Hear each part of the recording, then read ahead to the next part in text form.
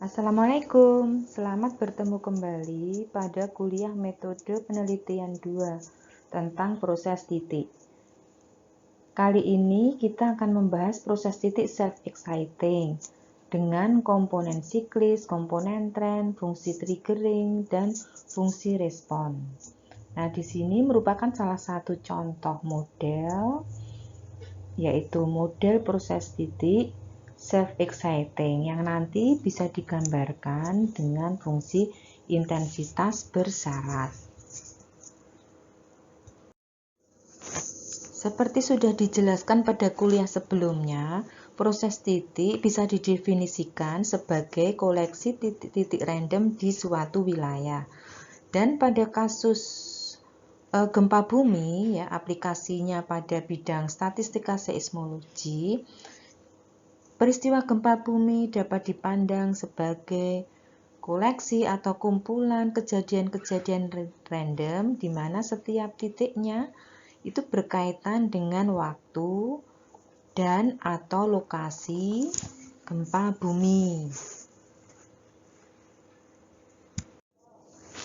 Jika dilihat dari kaitan antar satu kejadian-kejadian lain dalam suatu kumpulan data, maka proses titik dapat dibagi dua, yaitu proses titik self-correcting dan proses titik self-exciting. Jika suatu peristiwa dapat memacu peristiwa lain, maka bisa dimasukkan dalam proses titik self-exciting yang secara definitif bisa ditunjukkan dari nilai kovariansinya. Jika ada dua himpunan A dan B, maka kovariansi dari banyaknya kejadian di A dan banyaknya kejadian di B itu positif. Jadi dapat dikatakan antara A dan B itu saling mempengaruhi. Pada model ini kita fokus pada sederetan waktu-waktu kejadian gempa bumi. Kemudian berkaitan dengan proses titik self-exciting, maka kita bisa melihat keterkaitan antara waktu kejadian yang satu dengan waktu kejadian yang lain. Dan di sini keterkaitan waktu-waktu kejadiannya bisa dilihat dari beberapa komponen dan beberapa faktor. Kalau dilihat dari fenomena gempa alam, kita bisa melihat jika suatu peristiwa gempa bumi terjadi di suatu wilayah, maka ada kecenderungan akan ada peristiwa yang terjadi di masa mendatang. Dan itu bisa kita lihat sebagai komponen siklis, artinya berarti kejadiannya berulang.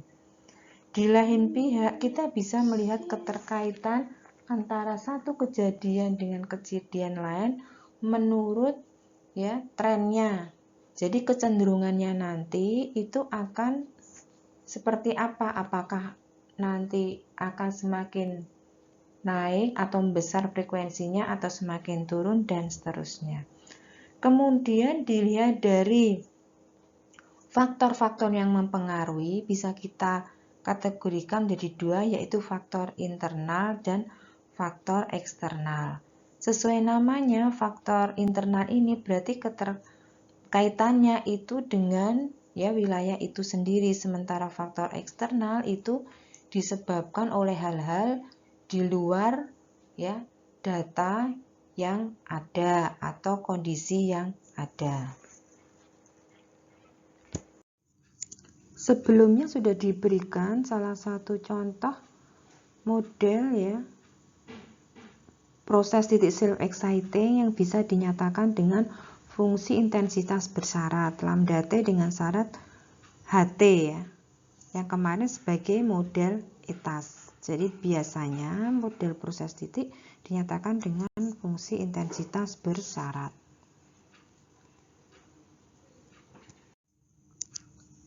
Kali ini kita akan memodelkan suatu barisan data gempa menurut komponen dan faktornya. Jadi ada 4 hal yang kita pertimbangkan dalam model, yaitu komponen tren, komponen siklik, faktor internal, dan faktor eksternal.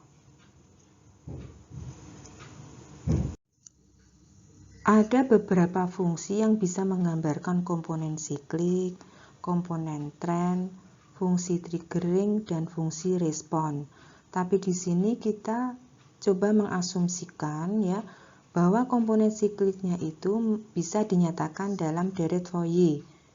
Ya, yang pertama. Kemudian yang kedua, kita mengasumsikan bahwa komponen trennya bisa dinyatakan sebagai jumlahan dari suatu polinomial dari waktu ya. Kemudian fungsi triggernya, pemicunya merupakan jumlahan dari fungsi eksponensial.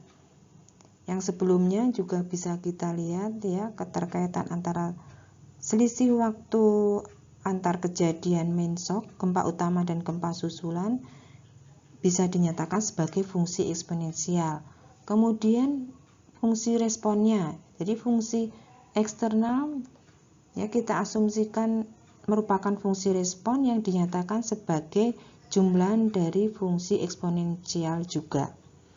Sehingga di sini bisa kita lihat dari 4 komponen dan faktor ini bisa kita konstruksikan suatu model dalam bentuk fungsi intensitas bersyarat. Sehingga kalau keempat faktor dan komponen tadi digabungkan, maka fungsi intensitas bersyaratnya bisa dinyatakan sebagai jumlahan keempat fungsi tadi.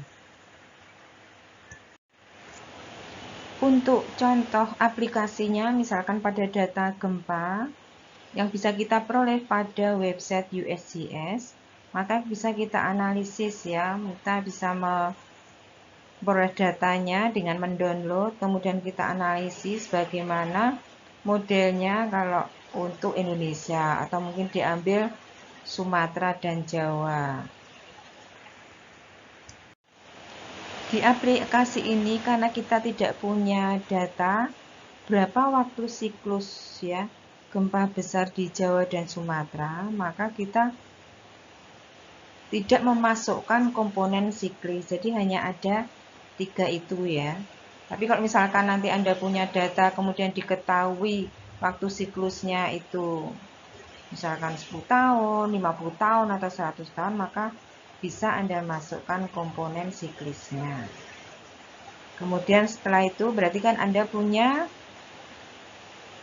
3 fungsi tadi ya, gabungan 3 fungsi, kemudian diestimasi. Untuk mengestimasi bisa kita lakukan dengan bantuan software ya. Tentunya nanti untuk metode estimasinya biasanya digunakan metode likelihood maksimum. Berikut ini contoh hasil estimasi parameternya ya. Berarti di sini adalah estimasi untuk koefisien pada fungsi intensitas bersyarat.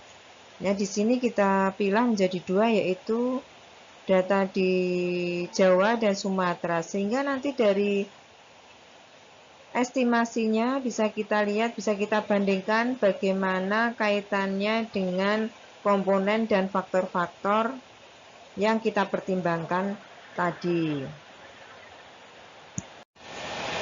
Nah, ini adalah hasil dari estimasi fungsi intensitas bersyarat untuk data gempa di Pulau Jawa. Kemudian interpretasinya dengan melihat koefisien-koefisiennya. Kemudian dilihat juga untuk setiap komponen dan faktornya tadi seperti apa pengaruhnya terhadap fungsi intensitas bersyarat. Hal yang sama juga dilakukan untuk data Sumatera. Ya, jadi untuk masalah interpretasi nanti bisa dipelajari sambil jalan ya dengan konsep-konsep yang berkaitan dengan gempa bumi. Demikian penjelasan singkat tentang salah satu model proses titik yang berkaitan dengan data gempa bumi. Semoga bisa menambah wacana Anda untuk bisa melanjutkan ke topik skripsi. Terima kasih atas perhatiannya. Wassalamualaikum warahmatullahi wabarakatuh.